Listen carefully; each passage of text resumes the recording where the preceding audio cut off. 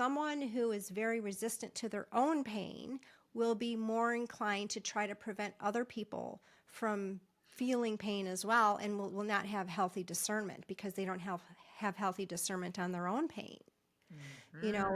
If you can think of pain as, the messenger, as the teacher, it's here to teach you something.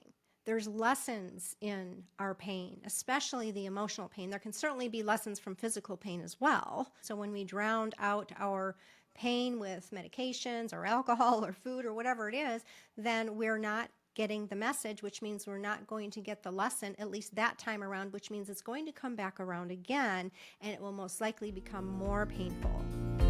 Welcome to the Let's Be Real podcast, genuine conversations for authentic living. Welcome to the podcast. I'm Lisa Allshafer, empowerment life coach and author of Journey with an Angel. And I'm Sondra Pariser, health and wellness entrepreneur and truth seeker, truth speaker. And today's episode is about learning to listen to your pain, because the pain, your pain, is your messenger. And I think we can all agree, or at least I'll speak for myself. I never change without pain. So why pain as our guide to change? Let's dig in. Yeah. Well, everyone, it's the one thing we all share in common. We all experience pain. We all experience emotional pain. We all experience physical pain. And then there's other different kinds of pain as well. But as Buddha said, pain is inevitable. Suffering is optional. And then if you tack that on with another one of his quotes, resistance to what is creates our suffering. So the resistance to our inevitable pain is what creates our suffering.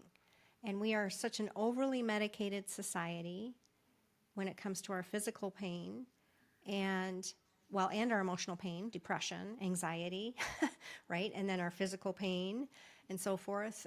We're so over-medicated, and that's not solving the problem, because the pain has something to tell us, and we need to start listening.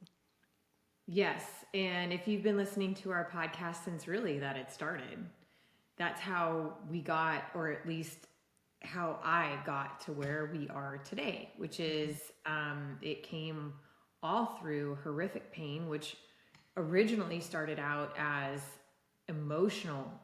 deep emotional pain, and a quest for me personally to understand I don't want to feel this way anymore, and there is nothing I can do to stop it, so I better start to get underneath it. As I started to pick apart the story of my life and put my timeline together, it's really neat to have a timeline. I'm going to just reiterate that again, because in all this work, I can go back, I throw out dates and times, and I've got such a clear, detailed version of my everything because of my timeline, because of processing the trauma, the emotional pain. But through that process of the emotional pain, Lisa, came the physical pain. Mm-hmm. And to this day, I am still dealing with the physical pain off of the emotional pain. I'm just in a different place now. And so where I understand that there is a message in the physical pain for me to understand something on an emotional level. Yeah. And it's a lot of people can have empathy for people who are in physical pain, mm-hmm. because it's more visible, it's more tangible. Mm-hmm. But our emotional pain is where we have a wounded heart or a wounded spirit, where we're just walking around that's just not as visible, other than maybe the expression on our face or so forth. But I remember, going through Trader Joe's, and at that time, what was it that I had going on? I can't remember. That's interesting. But actually it was physical. Oh, I know what it was. It's my frozen shoulder. I remember your frozen shoulder. Yeah. Eat ice cream. Oh my gosh, yeah. Then that led to fat, and then led to emotional pain, and then I had to get off the ice cream train. So that was a while ago. But anyhow, but I was walking around Trader Joe's, and I was in this pretty excruciating pain in my shoulder. And I looked at people around me. I was in that observing, reflective place due to my pain, actually. And I thought, I wonder how many people in this store right now that are walking around me are in some sort of pain, whether it be physical pain or emotional pain, and they're just putting on that grocery store face, trying to get to the aisles and get their food to get home and all that. And it was just something that had me think that way because no one knew I was in pain.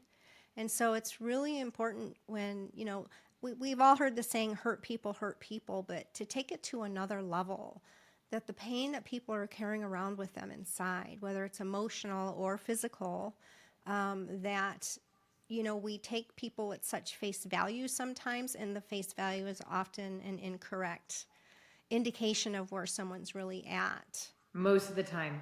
Most of the time. Yeah. Yeah. Yeah. And then really how these two are how they intersect, the world of the physical and the world of the emotional.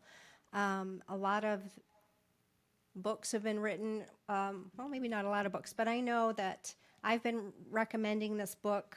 This is the reference guide to the book. It's called Feelings Buried Alive Never Die, and by Carol Truman. And I've been referencing this since I've been a coach, before I was a coach, actually. And what it does is it gives you probable emotional causes to physical ailments, whether it be a disease or, just you're having an issue with your shoulder or whatnot. So trust me, I was looking at my shoulder when that was going on, and that had to do with responsibilities, because shoulders, shouldering responsibilities. So your shoulders actually have a lot to do with an imbalance in responsibility. And at that time, I don't have shoulders up here, but let me look up shoulders really quick. I just turned to it, believe it or not. Oh goodness, You're okay. kidding me. Really? So yeah, it's like right here. It's funny. Thank you.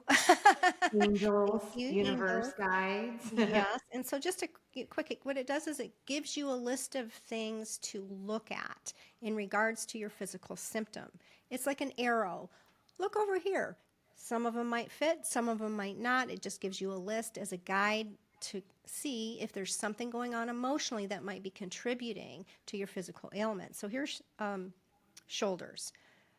Bearing burdens that don't belong to you. Life is too great a burden to bear. Carrying stressful responsibilities. Lacking in courage. And then it goes into more specific ones that I won't go into all of these, but the left one relates to family. And my left one is the one that I had frozen shoulder in. And I'm a single mom. I mean, most of anybody who's listening at this, well, I was really a single mom back then because Eric was younger. Younger, in the home. Yep. In home, yeah. Yeah. And I've been a single mom most of my life. The entire His time. life, his life, not my life, his life. And so, that's got its own things. Not that he was ever a burden to me, but just, the financial and the emotional and the whole, thing that goes along with that. So it's just really a way to say, well, gosh, now what do you do with the information? Okay, am I taking on responsibilities that I don't even have the power to take responsibility for? Am I burdening myself? And can I lift some of that burden, maybe by asking for help or whatever it was that I needed at that time?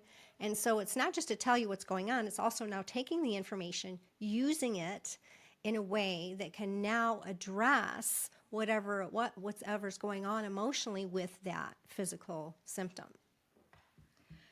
And so it's a telltale sign. And you and I discussing topics that are relevant right now, emotions that we're experiencing, and then just the collective consciousness and this big, massive shift into becoming more of an aware human. And I see, and you see, we see, because we talk about this offline, like what are we experiencing out there that is really affecting people. And I'm exposed to a lot of people, Lisa. You are too, but for me, I'm the little butterfly, and I like to be out there. And I have had a really I guess hurtful. I don't know. Yeah, we're talking about pain, so let's just call it that. Watching people, and I see them so much clearer. And I don't know if I think it just has to simply be the work that I've done in my own trying to understand why this pain exists or my emotional pain, because you would think after I got through my timeline that I would be okay, right? Well, no, there's more, and there's other layers, and we are all cut from the same cloth. We are all part of the same collective consciousness. And as that collective consciousness, it's almost like the resistance you were just talking about. The resistance is a collection. Right now, I think what people are feeling is that they just don't know what is happening. Why am I feeling so? And so I think that as we get ready to go into the great unknown, which is just more awareness and more understanding of all these beautiful things that humans are equipped with that no other species on planet Earth is.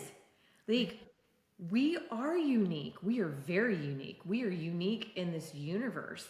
And we're starting all to really understand that is something really amazing, and that we really need to take better care of each other, the human race, with love. Let's stop killing each other. We've already talked about that. So the more we bump up against this shift to where people, I want to stop the pain. Can we stop the pain? The more I see people really, they don't know why they're struggling. They're struggling. People are struggling in a way that I haven't seen. And I don't know, Lisa, if you've seen. I mean, you work, this is your business. You know, you're a life coach. I can literally look in every faction of my life, and the people who are closest to me, I can see the most. My sisters, my kids, my husband. My kids are awesome, actually. Watching them go through this is, oh my gosh, it keeps me so much lighter, because they are lighter. They don't have the perception of decades of stuff. Heaviness of life, yes. Yeah, they're just clean and clear, and it's just really neat to watch them. But they're bumping up against it too. So I had this situation with my mom over the weekend. It's a really long story, so I'm gonna break it down. But this is the emotional pain. So my mom is a mom like every other mom. What mom on planet Earth, especially when you have more than one child? I watch my mother-in-law. You don't pick favorites. There is no favorite. And the reality is, I think at this moment in time, it feels to me like parents, or moms especially, that you are only as good as your least good child. And that doesn't matter if they're older children. At least I'm going to speak for my mother-in-law and my mom, because I can see it, and when somebody's struggling, they're struggling too. So I got a unique opportunity to see my mom struggling with something regarding my older sister. And anyway, we're on the phone, and she's just kind of telling me what's going on, and I'm hearing her pain. And I'm like, wow, so I don't remember what night it was. I think it was Thursday night. And I'm like, wow, Mom, this is really, wow. Oh, wow, wow, wow, wow, wow, and wow. And I'm just listening to her, and we're catching up, and it was all regarding my older sister and my niece and the struggles, but it was my mom's pain. And so I get off the phone with her, because I was at volleyball anyway, put the kids to sleep, do my thing. And the next day on Friday, I woke up, I was so pissed. I'm like, that's it, Mom. It's your fault. You got to stop being a doormat. And so I had all of these emotions that came up, because I saw what was happening to her. And she was taking on, I saw what was happening to her. I saw what was happening to my stepdad. I saw all the emotions. I saw how she can regain control. The problem was that her pain is that you can't control other people, even your children. And so if you can't control other people, what can you control? Your emotions, how you respond and how you handle things. So I get all fired up. I call my mom on Friday. Mom, this is what's happening. I'm so pissed at her, but you got to do things different. And by the end of the phone call, it was really funny, because her and she's like, oh, thanks, Sondra. Like, wow, yeah, you're right. This is in my control. And if I did handle it this way, then I wouldn't feel this way. And so, how do I get my power back? It's the only thing we can control is how we Yeah. feel. Well, and when we see a lot of people, when they see other people in pain, they want to remove other people's pain. And I believe we mentioned this in the last podcast. I know I've said it recently, so I have to keep track. And what can happen is, especially as a parent, is parents can try to remove all the pains from the child's life, and then that weakens the child. No, it wasn't in a podcast; it was somewhere else. And and I just saw this video on X, and it was, I love the little animal videos, but it's one that says, what are I you do too. learning from this, right? And it's the mama duck and all her little tiny little baby ducks, and they were getting on top of this little curb or whatever, and there was one duck that the last one just couldn't quite make it, and it's falling backwards and it's on its back and it can't, then it's got to flip itself back around, and the mom duck is just up there, but she's not coming to rescue her little baby duck. And that little thing, I mean, you felt so bad for that little baby duck, but guess what? He got up, or she got up, and it's like now they're fine. And sometimes we need to allow people to struggle with their pain, because the pain is the messenger, because the pain is there to teach them something and to build resilience for themselves, to make them stronger. There's a saying, out of conflict comes growth. You think of the butterfly example. The caterpillar is in the cocoon, and it's, it's strengthening itself. It's strengthening its wings with the struggle inside the cocoon. So once it breaks out of the cocoon, it can fly. So when we go into a place where we're trying to prevent others from their struggle or their pain that is really has a lot of purpose behind it, it's like trying to break open the cocoon for the caterpillar, and then it won't be able to fly. It needs the struggle in order to grow. And yet it's so uncomfortable for us to see others struggling. And it doesn't mean we never help. Let's not take this to an all or nothing thing. It's not. But it's having the discernment to know when it's time to allow someone to experience their pain, or is it time to step in? And that comes with experience. That comes with wisdom. That comes with, really knowing the difference. As a parent, it's good to know that, as soon as possible, because your child is going to experience pain at every age. So you have to decipher, should I just let my child, so like younger years, can I just let them the fall, right? Oh, yeah. Of course, they need to fall. That's how they learn. And then, but if we go in and grab them and are you okay and all that kind of stuff, now the child probably would have been fine, but now the parent is freaking out the child because of their own discomfort, not because of the child's discomfort. I have got to say this. This was the funniest thing. I can't remember if it was Stacy or Aurora. It might have been Aurora. So young, just like what you're talking about, right? You just got to let them learn to walk, let them learn to fall, let them learn. So Alan and I, through that process of the toddler walking, early walking phases, they fall or get hurt or do something would happen. And Alan and I, just out of habit, we would just look over, you okay? And they would, I'm okay, and they're barely talking and they're learning to walk. But our response to them was, you okay? Yeah, we're okay. So I forget what ended up happening, but we were at like which one it was. We were at a park. It was Aurora. Okay. Aurora takes this radical fall and I'm a distance away from her. I'm like, oh God, it's one of those, like, I'm gonna run over there and pick you up, and oh God, and here comes the big ugly cry, and she gets up, she's like, I'm okay. And I just, what a funny, like, anyway, yes, of course, right? So you gotta let them, are you okay? Right? Well, yeah, but it was just the way that you had handled and said all of that. It's so true. And then it happened. And then on the flip side of that, again, I don't know, these things are all coming in yesterday.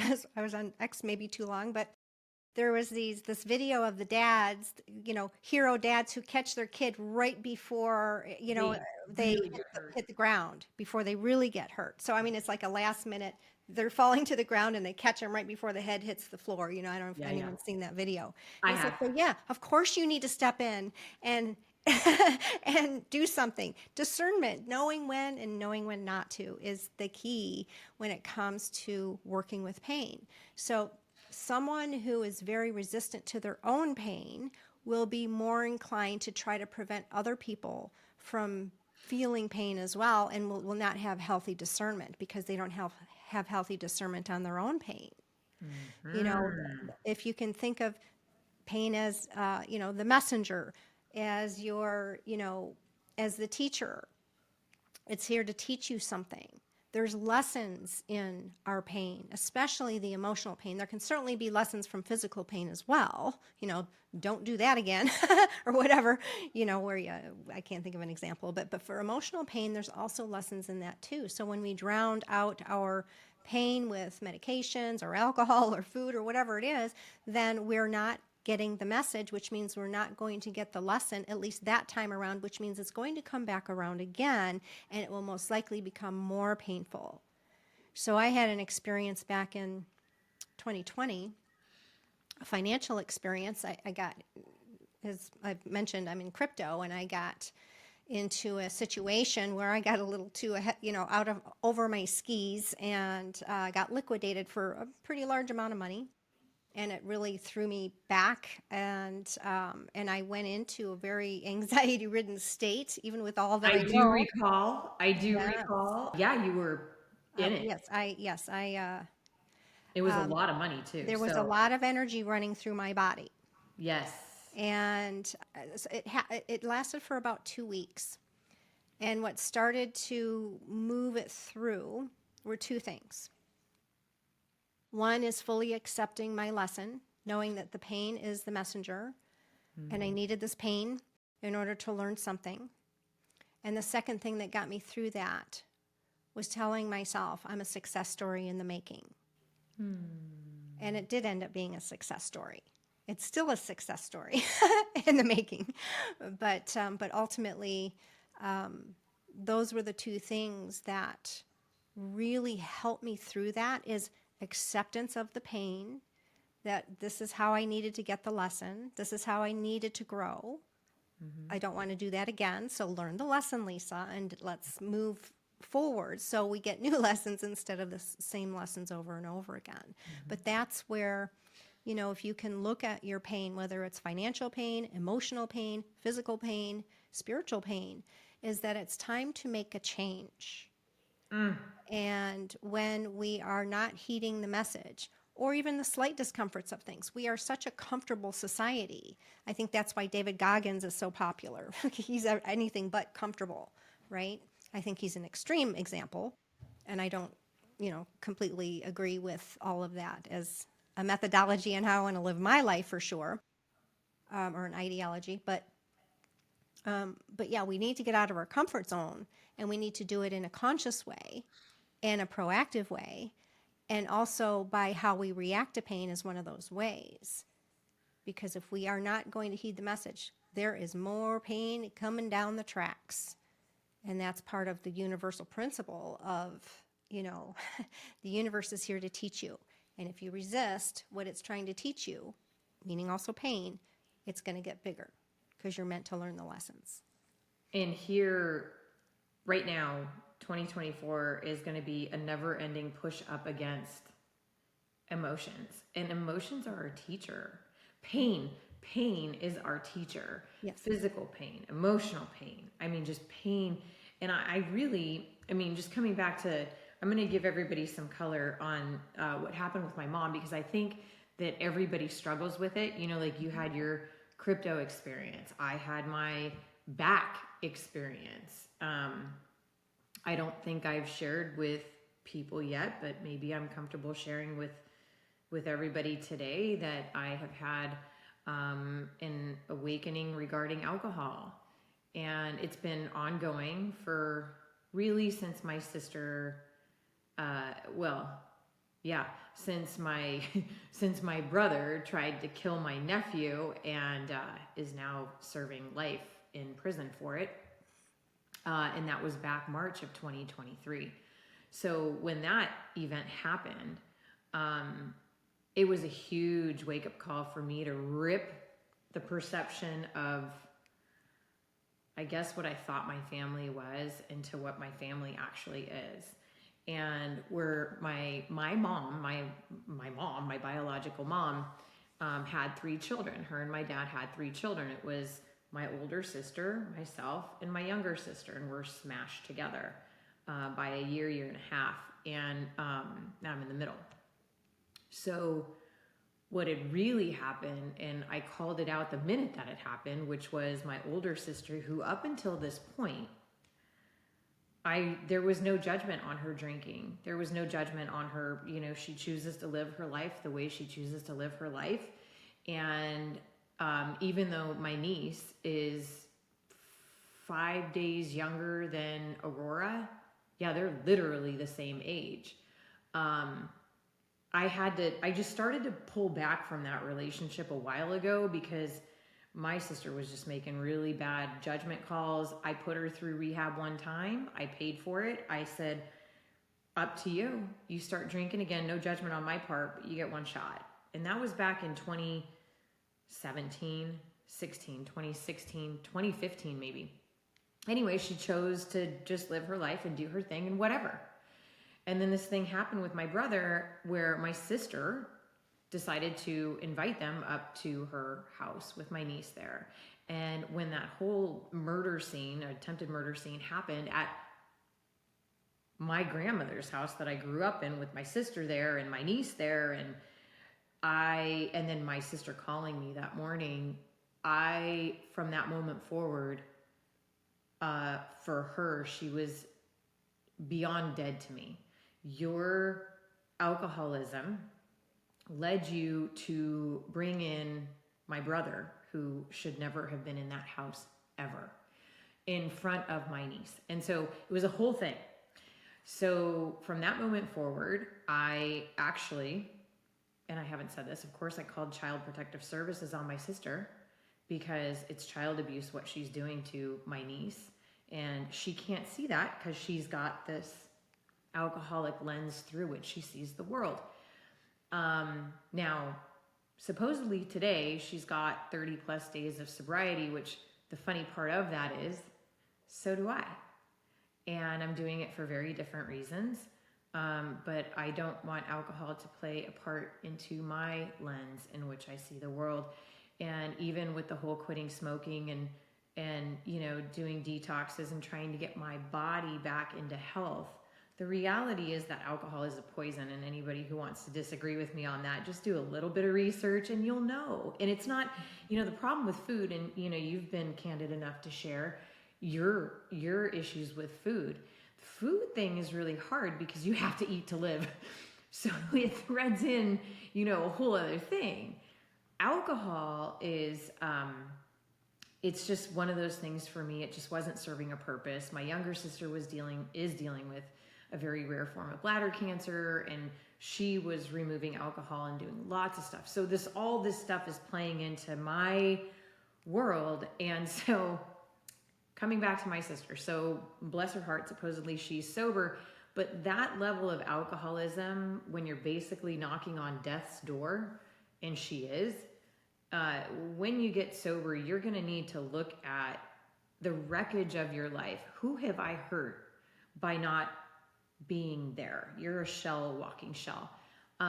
So she's got a lot of work to do as far as if she really wants to stay sober, but that's her jam.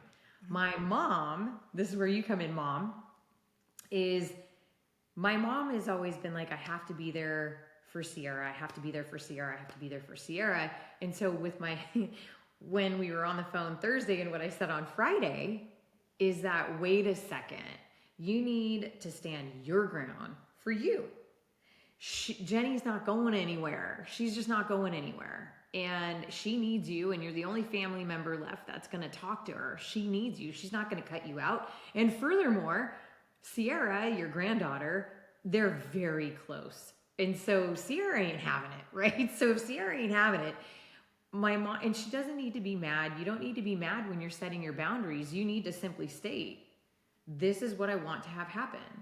And if somebody over here blows up because that's their pattern, it doesn't need to affect you. I don't know how you can unpack that, but when we're talking about painful emotions, my mom doesn't need to take all that stuff on. She just needs to, you know what? Here it is. This is what we're doing. This is where we're going.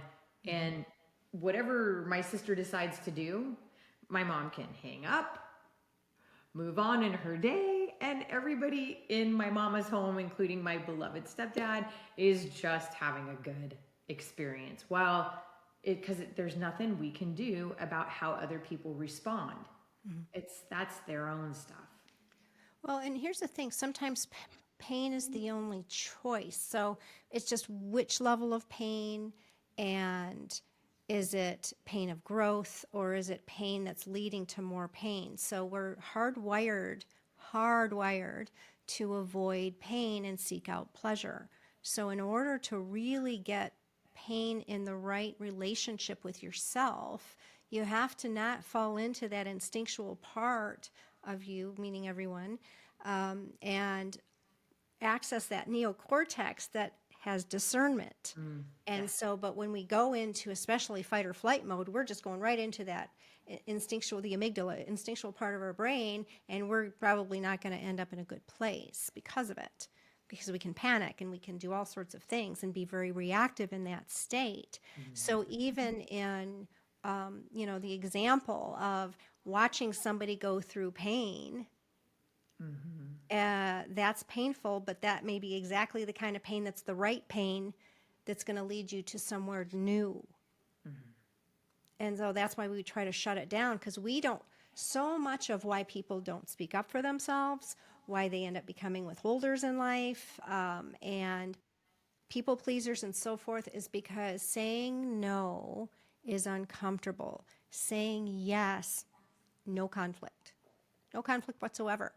It's easier in the moment, but it becomes hard over time, because now then the emotional pain starts to come up, and you have resentment, and you have stress, and you have maybe guilt or whatever it is, and then that starts to create its own emotional pain, where a simple no, maybe an uneasy no, but a simple no would have avoided all of this or prevented all of this, right? That can happen as a result of not speaking up and what was the right thing to say. So that discomfort in the moment, or pain, or whatever it is in the moment, can be,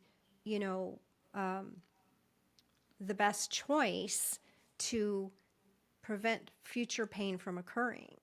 So sometimes pain is on both sides of the choices. Not that there's only two choices, but in most cases, there's, I can do this or I can do this in this moment.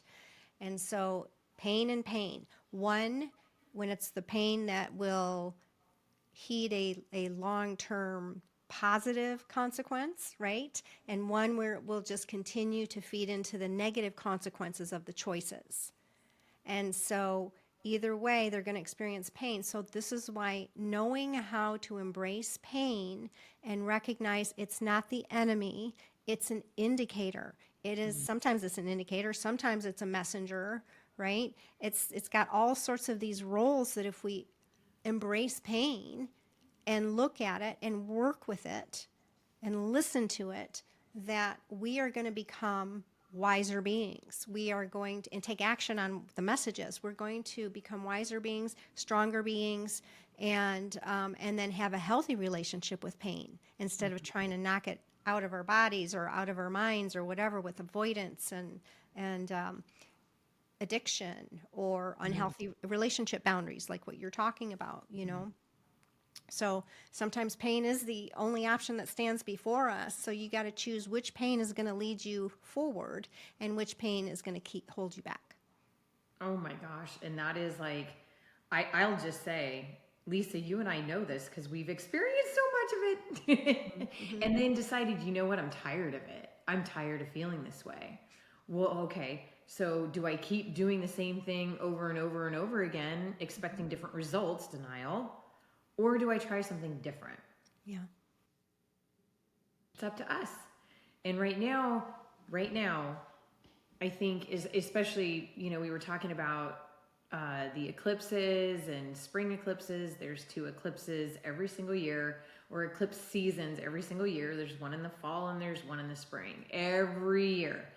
Now, why are this particular eclipse season in spring of 2024, why is this so substantial? And the reason for that is, there's lots of reasons. And if I had it together, I would unpack it for everybody using literal examples. But that's to come very, very soon when we're talking about some of these energies. But they're bringing up a lot of you and I've talked about this over and over again. The shadow self is that space in which pain lives that is not so easy to see. It's suppressed negative energy that begins with judgment. Mm-hmm. Okay.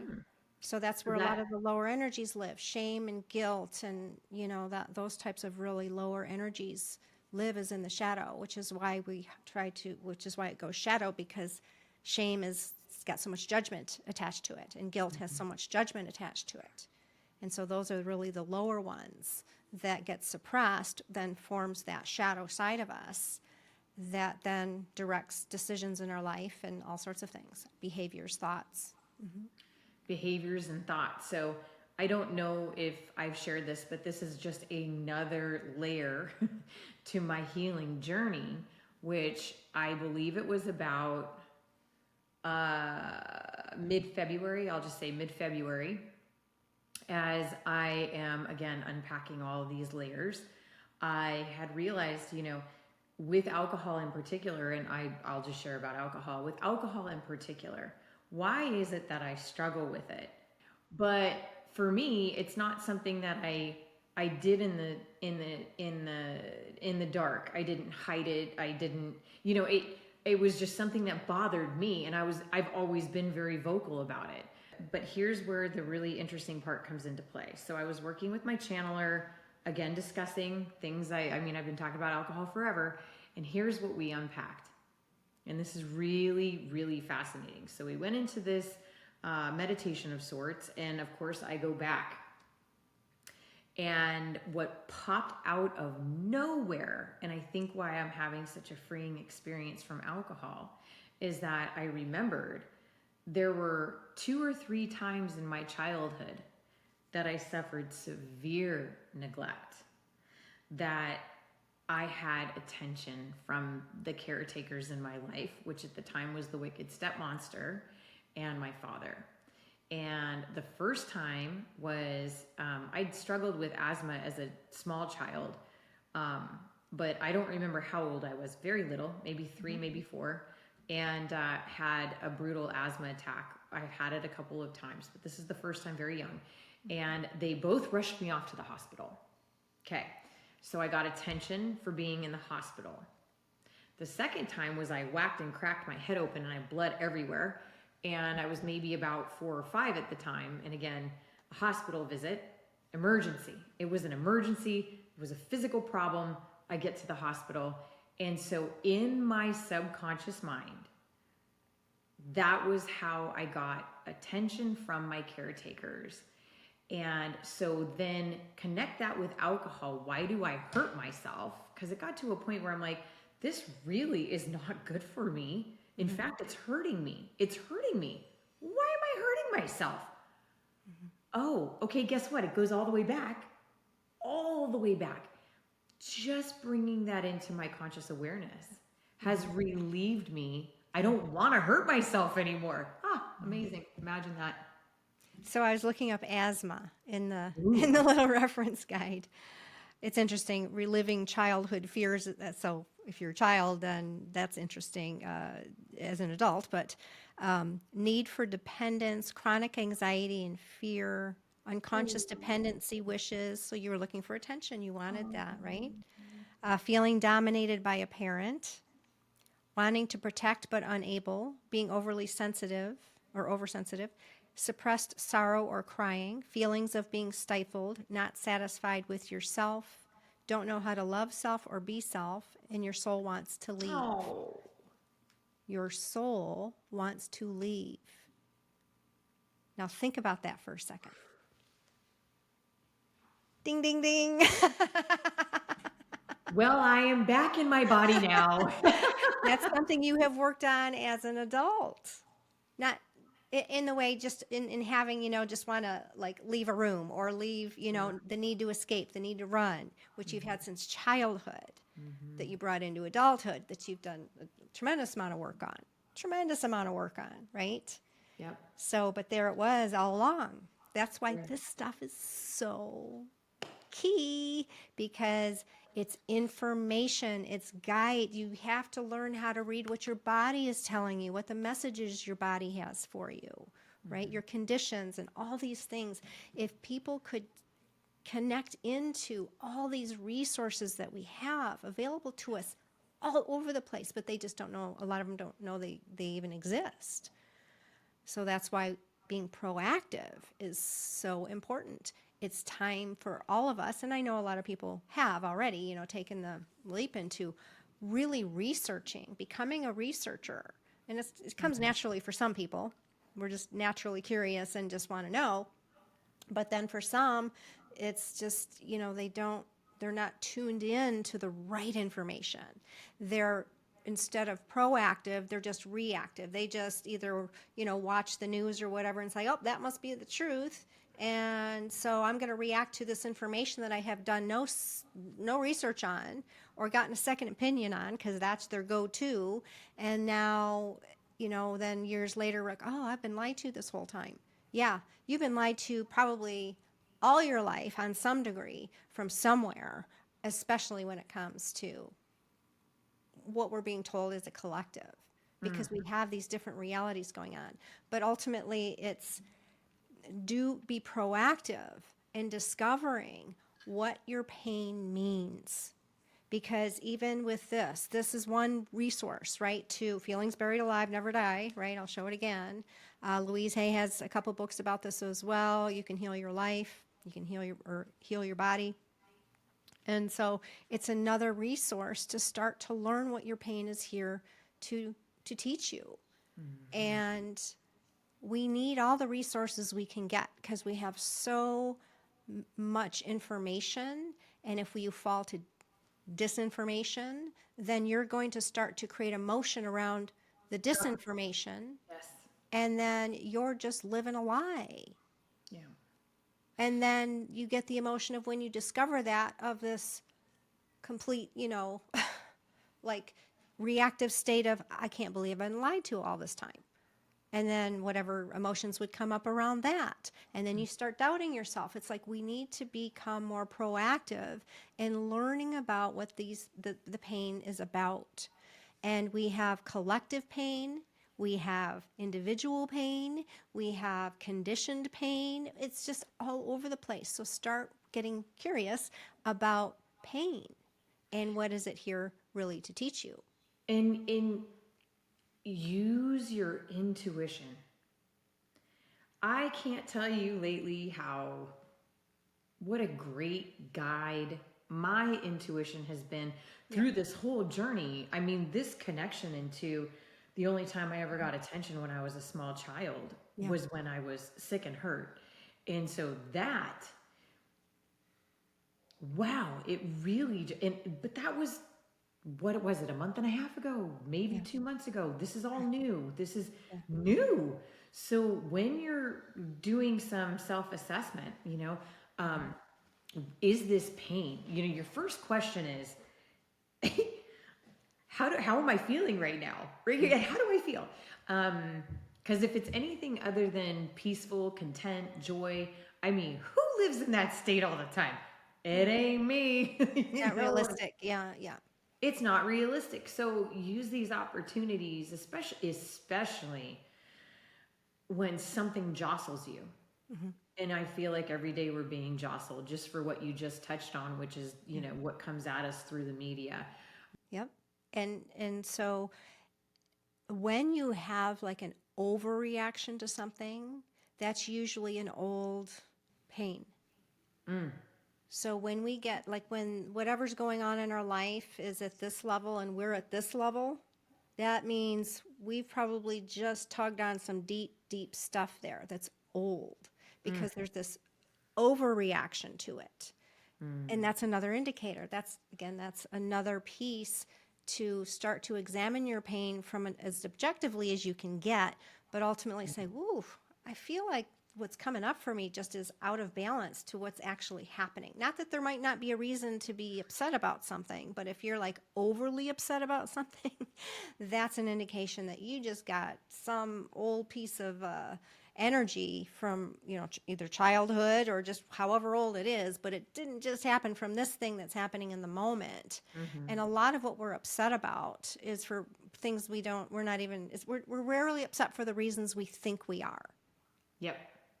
It's funny. Rarely. It's funny Right. because I've been in the ER twice for gallstones few years ago, and it was funny. What's funny about it is nothing funny about that in particular, but what was funny about it is the day before I went into the ER, I was trying to clean my Keurig.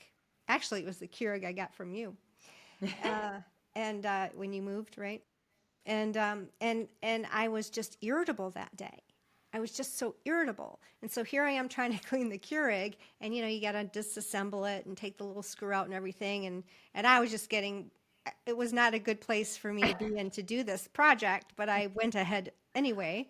And then I dropped the screw in, and then I'm like, and I just took that Keurig and I went, I just took it out on the Keurig, and I'm like, wow, okay, and the next day I'm in the ER with gallstones. Now, gallstones has to do with anger.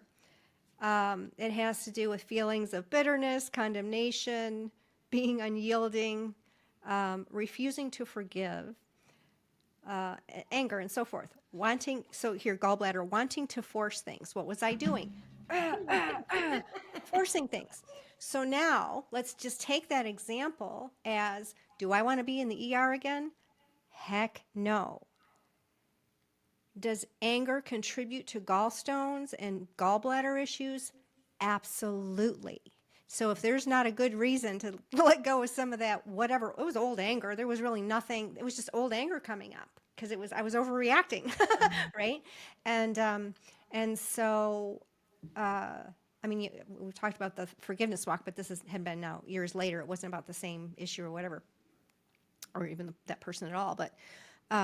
But still, even if you have anger around stuff you don't even realize you're carrying, it's going to manifest into it can manifest into a physical disease or ailment or pain or whatever it might be. So it's like, oh boy, I need to be on the road to letting go of as much anger as possible, because I came into this life with anger because it showed up so early in my childhood. And I think we've talked about it before, and I was this shy, quiet, kind, demure little girl, right? And so anger did not fit in that. And behind closed doors, I just had all this like anger, and I didn't understand it. So in my belief system, I believe I brought it in with me from a past life or lives in order to clear in this lifetime. So talk about now being old energy. It's beyond this lifetime energy, because there was nothing going on in my childhood that would have contributed, at least that I'm aware of, to that level of anger that I felt as a child. So this anger was a lot of what I cleared in my whole transformational journey. Anger and sadness were probably my two biggest emotions that I needed to clear to a healthy level. Let me just put it that way. Everyone's still, you still get angry, you still get sad. It's not about not having these emotions anymore. It's having a healthy relationship with them. But knowing when you've got old stuff hanging out that's definitely impacting your life and can impact your body and certainly impact your relationships in any area of your life, your finances, your career, your business, whatnot. So, yeah. And so it's important to embrace vulnerability in this process of having a healthy relationship with, our emotions, because what that does is it provides a space to heal the emotions. And I don't care who you are. if you can't open up to at least one person about what's going on inside you around these emotions and the pain, it is going to eat you alive. It will eat at you. It will eat away at you. So if, obviously having more than one person is beneficial, but if at least one person to be able to share the depths of those pains with, whether it's professionally or, obviously if it's pretty strong stuff, probably professionally is the way to go. But also with people in your life that are trustworthy, that you trust. So. And I have seen this now.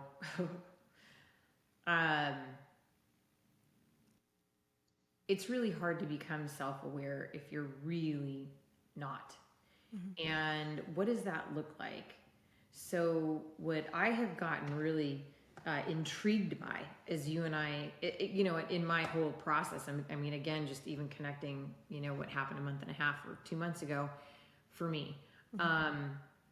I now can see, and this is sort of a new superpower for me that I am playing around with. It's almost like, I don't know if there's a word for it, but I guess if there is a word for it, it's my psychic senses are starting to, the more work I do and the more I clear up my stuff, the more that I am like, oh, wow, okay. So is this real?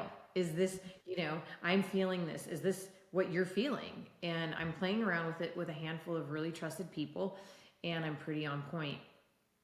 So when I see people, there's a couple different circumstances right now of relationships that I am observing from a distance because, we've talked about this before. I have a lot of jealousy. I always have. I've chosen to ignore it because it's not going to serve me to pay attention to it. It just is what it is. Success in my life, success in my marriage, my kids, my whole, and I hadn't really paid any attention, but I'm starting to on what that feels like, because it's energy coming at me. Who's it coming at me from? What does that look like? How can I diffuse it where I'm not taking any of it on and I'm not ignoring it? Because part of it, when you're ignoring something, you just got to I have to get to a place with that I just understand it, address it more on a spiritual level, energetic level for me, so that it's there. So I have 2 people that I'm thinking of right now. One person, it's really sad. The more I remove how I feel about this, because it's so easy to go, you know what? Get out of my life. I don't want you anywhere in my life. Okay, but you kind of are in my life. So what do I do with it? Because this has now been going on for a couple of months with 2 people in particular, I have now I've come to a place when I see them, I am so sad because I'm watching how this feeling that they're having is running their show. Yeah. Not my show, their show. Now I can remove myself as easy as I can, as gently as I can, to where I'm still now holding space because it has nothing to do with me.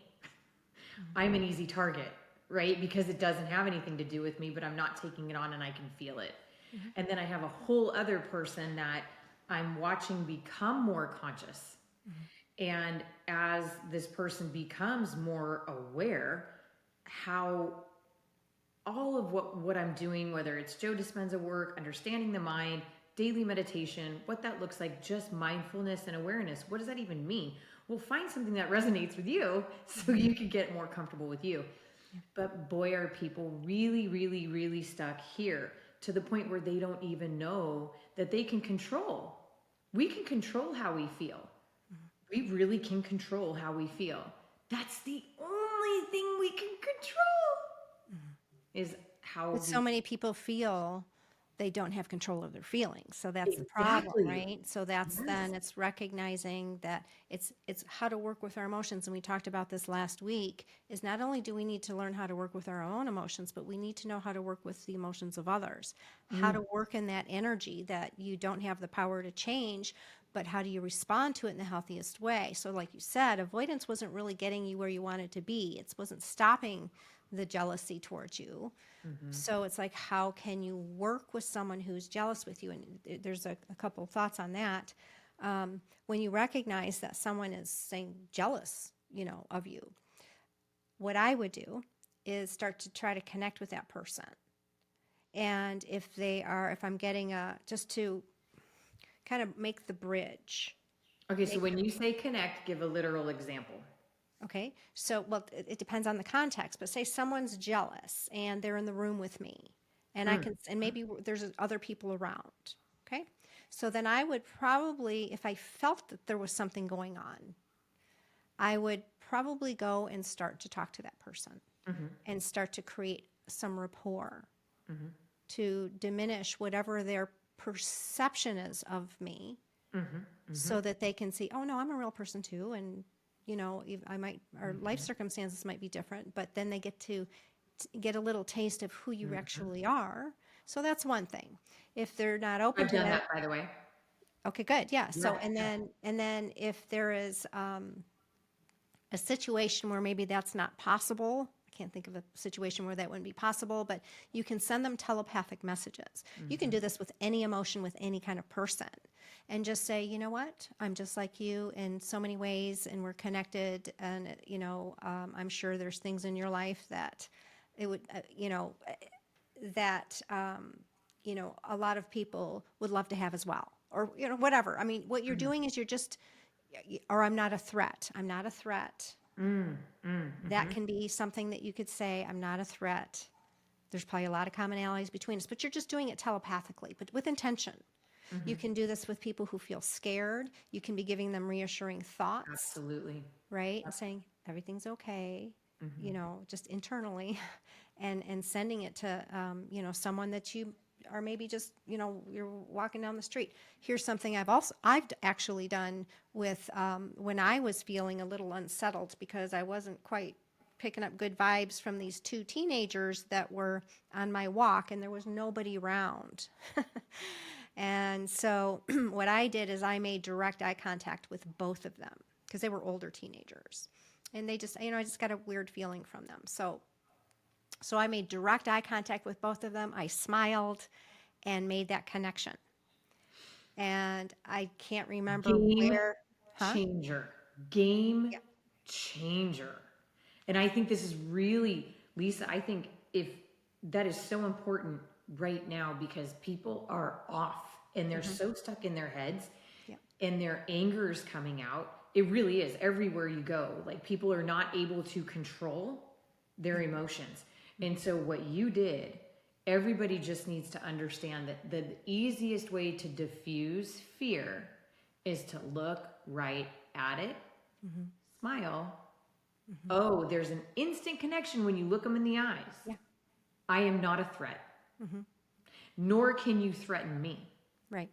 Move on. Yep. And then it will pull them out of their unconscious, whatever they're doing, and put them into, oh, okay, well, not that person. Let's go, keep going.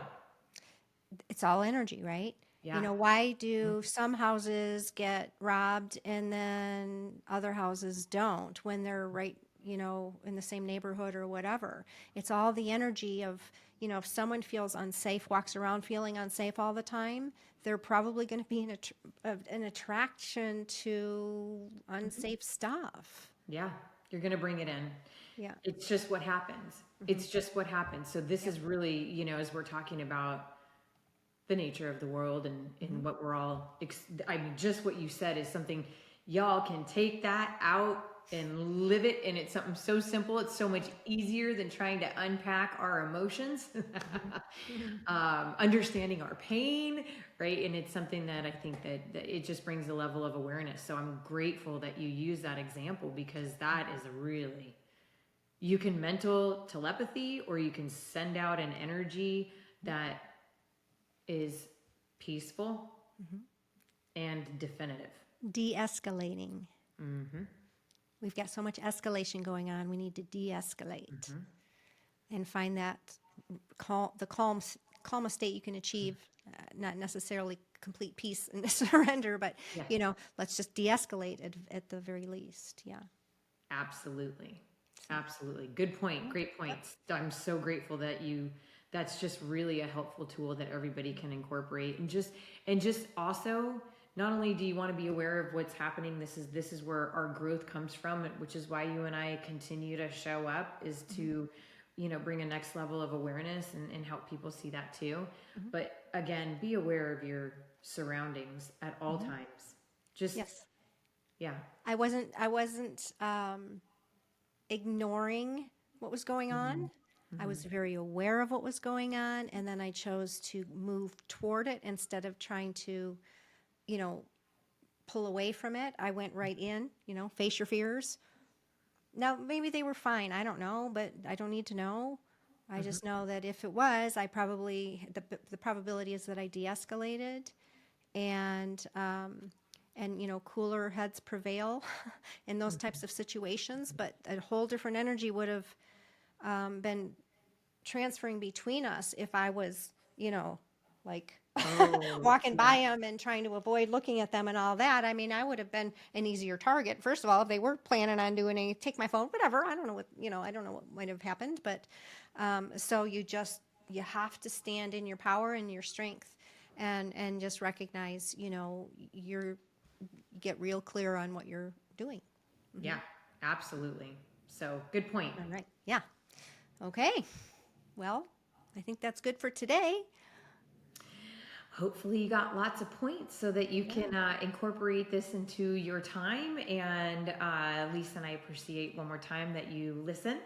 So if you wouldn't mind and you're so inclined, hit like, should subscribe, and share would be great. And we appreciate all of you. We'll see you next week. See you next week.